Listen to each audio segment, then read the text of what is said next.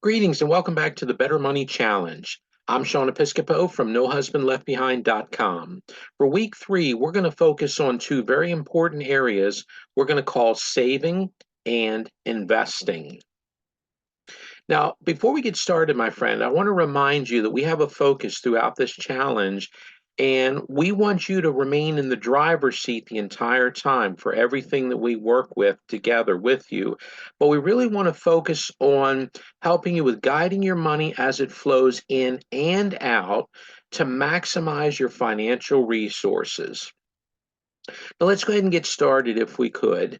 For the intro, I want to start off by saying, welcome back, my friend. We are now at the midway of the challenge. This is week 3 of 5. We plan to have 5 total sessions, and we're right in the middle. This is an exciting time, and hopefully, you've already gotten something out of the last two. The first session and the second session. Last week, in particular, we focused on the area of giving and sharing. Now, giving is kind of an interesting thing, and most of us have more than likely have given something away at some point in our lives. But the area we wanted to differentiate between the two with giving and sharing is that giving is your opportunity to totally release something from you. You're letting go of it 100%. You're releasing it to another person, to a nonprofit organization, or wherever you may let it go to. Now, sharing, on the other hand, is a little bit different because you get to hold on to it, at least in part, while someone else also gets to benefit from it. So it's a beautiful thing.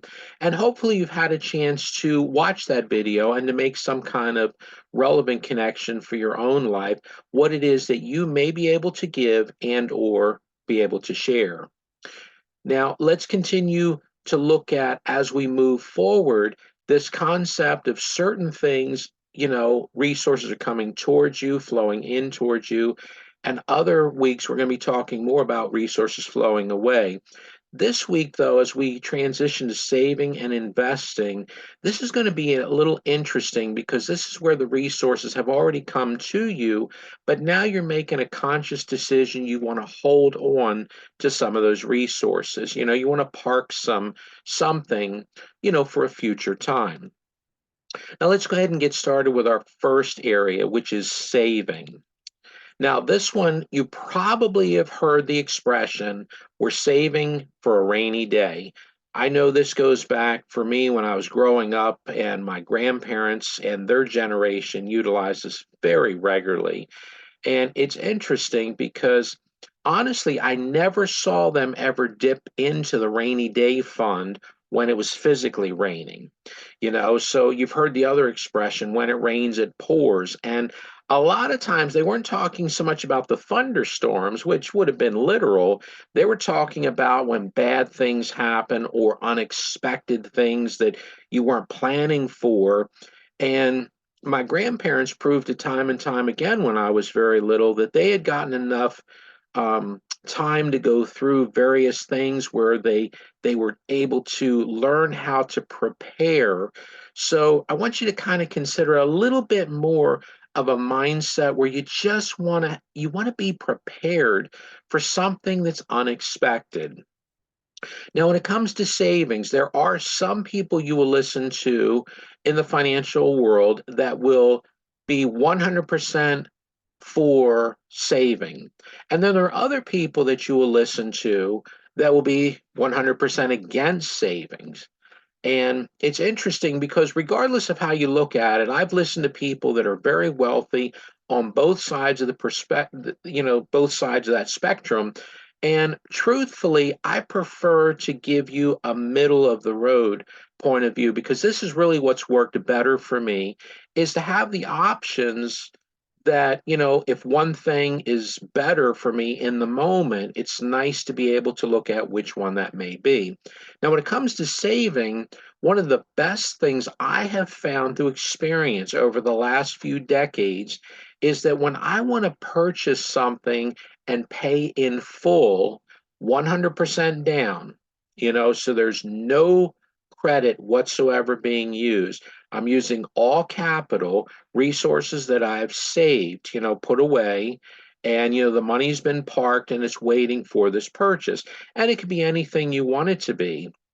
Throughout the years, I know I bought electronics, nice stereos. I bought, and likely you too have found things, electronics, maybe a nice flat screen TV, a little bit bigger than what you used to have, maybe a new recliner, maybe a used car where you're looking at if you can afford to put, savings away long enough. Now, this is not to stress you out, my friend. This is just to be considering it as a mindset. So, I mean, if something happens where you have to make an upgrade and you're not fully prepared for it, this is not to lock you in. This is just to kind of get you motivated to put away a little something as you go through life. You know what I mean? Just to be able to prepare. This is really those expected purchases where you're looking to make an upgrade when you want to make it. Now, there's also going to be times, perhaps you may have had this happen, where you need to make a purchase and or maybe strongly desire to at this stage of your life where you do not have all the resources. You just don't have enough capital, not enough money saved to be able to pay for the full amount. Now, this is kind of the way it was when my wife and I bought our first house. We actually did not have enough to buy the house in full. And of course, with the time now, I'm going back many years ago, and even today, right now, at the time where we're recording this video, there's an expectation that if you desire to buy a house with a mortgage, that you're going to need something down, some form of down payment. So if you're going to use some form of credit, you still have to be thinking about saving for that down payment.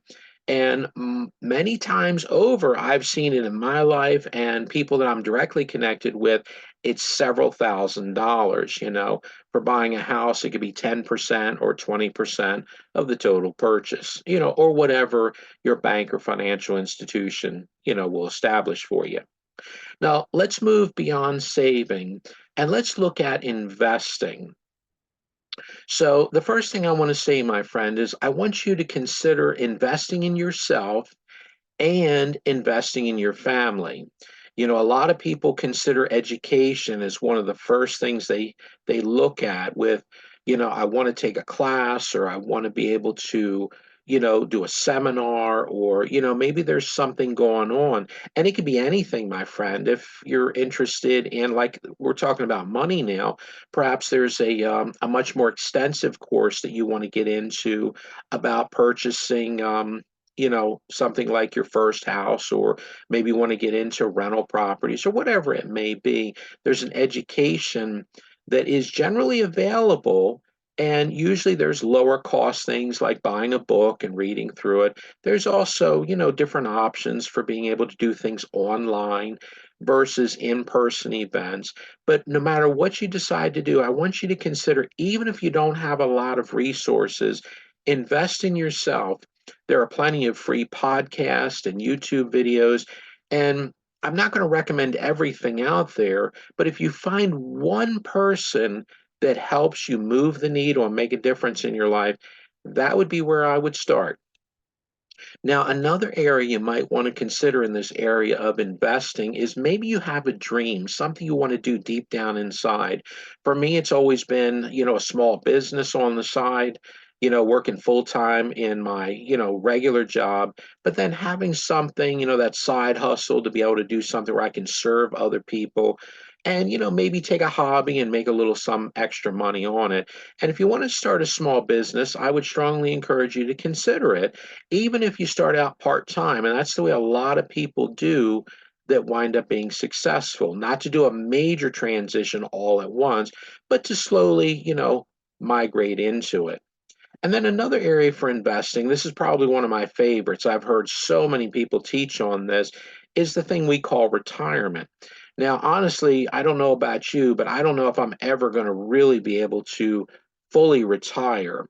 This idea of going out and playing golf or going fishing every day, just, I guess it kind of gets old at some point. I want to have a balance, though, where I can be semi-retired, not to have to work all the time, work when I want to work, And I want to be able to spend time with family, with friends, with the people that I want to share those experiences with, where I don't have to be forced, and locked out of that type of situation. So the golden years people talk about in retirement, it's nice to have flexibility. As we get older, it's nice not to have to work, as our bodies don't want to have to work 10, 12-hour shifts anymore. It's nice to have options to be able to do what you want to do when you want to do it. Now, let's just look at a few quick takeaways just to wrap this up, to kind of put it together in perspective, to see how much value there is here for you right now, my friend. I want you to take action on something this week, if you will. So when we talk about saving, if this is the area you want to focus on this week, remember it's short term, usually less than a year. You're going to put it aside something every paycheck, somewhere where you won't spend it. Maybe it's a separate savings account or whatever it is you need to establish, so that if you are saving up for a nice purchase, and if you choose that you want to be able to pay it in full, this is what you're going to want to do, is set aside something from every paycheck, as much as possible. Now, investing is going to be a little bit different. So if you decide to do this, you're looking more at this week and throughout the challenge, consider this to be much more of a long-term perspective. It's usually more than 10 years, depending on what you're actually investing into. But investing is more of a long-term mindset. So if you are saving up, for, like, say, your children's college, for instance, you might want to put money away now while they're young. Hopefully that they're, if you're at a point where you can put away money over, say, like a 10-year period, or at least to have it compounding over that time. Consider like an auto deduction, whether it's from your paycheck or maybe even better from your checking account, where you can better monitor it. Now, one last thing I just want to mention is, when it comes to the area of investing, kind of think back to Genesis, when God breathed into humanity his breath. And it's interesting that the Bible talks about us being spiritual beings. We're in a physical world right now, and when we talk about money and saving and investing, we're talking about things of this world. But remember, we're spiritual beings that were created to be eternal. So it's a beautiful thing to consider that you can have an impact for a lot longer. Even though your life is shorter here on earth, you can leave a legacy behind.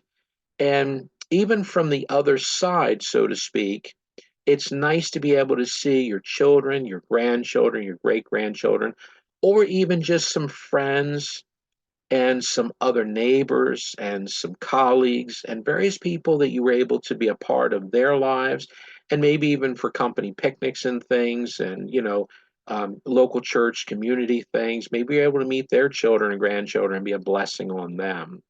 Now, if you enjoyed this quick training video, consider subscribing to our YouTube channel. And then, if you will, be on lookout for other videos.